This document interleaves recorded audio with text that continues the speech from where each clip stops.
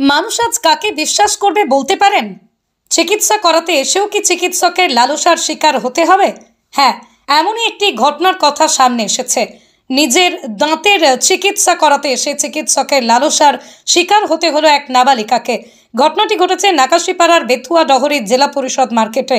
অভিযুক্ত দন্ত চিকিৎসককে আটক করেছে নাকাশিপাড়া থানার পুলিশ। স্থানীয় সূত্রে জানা গেছে, এই এলাকায় চেম্বারে রোগী দেখেন দন্ত চিকিৎসক আলোক চাঁদ বিশ্বাস। ওই চিকিৎসাদের কাছ থেকে আজ বাবা মার সঙ্গে চিকিৎসা করাতে এসেছিলেন বেথুয়া ডহরির এক নাবালিকা। তাই নাবালিকাকে চেম্বারে বসিয়ে রেখে অন্য চিকিৎসকের কাছে গিয়েছিলেন তার বাবা মা। অভিযোগ, সেই সুযোগে ওই চিকিৎসক তার সহকারীকে অন্য একটি কাজে পাঠিয়ে দেন। এরপরই ওই নাবালিকাকে নিজের চেম্বারে ডেকে রোগী দেখার অজুহাতে গোপনাঙ্গে হাত দেয় এবং শ্লীলতাহানি করেন। এরপরই নাবালিকার পরিবার, স্থানীয়রা চিকিৎসক এবং তার সহযোগীকে মারধর করে বলে অভিযোগ।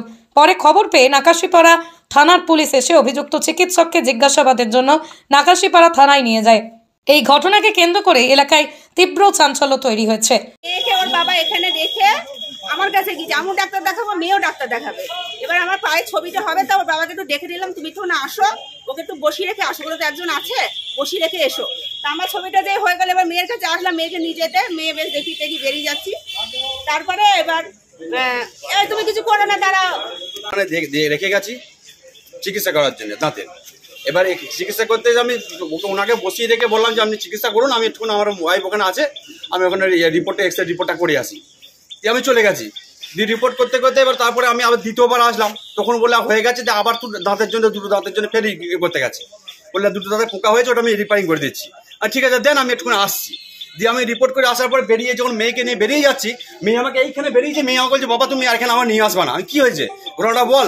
তখন আমাকে বলছে মাকে বলবো। দিয়ে ওর মাকে বলেছে, মা আবার আমাকে বলছে যে এই ব্যাপার হয়েছে। তখন আমাকে গায়ে হাত দিয়েছে, বলে হ্যাঁ গায়ে হাত দিয়েছে। তখন এই দাদা ছিল, আমি বেরিয়ে যাইনি, এইখানে কাছাকাছি বেরিয়ে তখন এই ঘটনা মানে এটা হচ্ছে। ব্যুরো রিপোর্ট, আরং নিউজ, নদিয়া।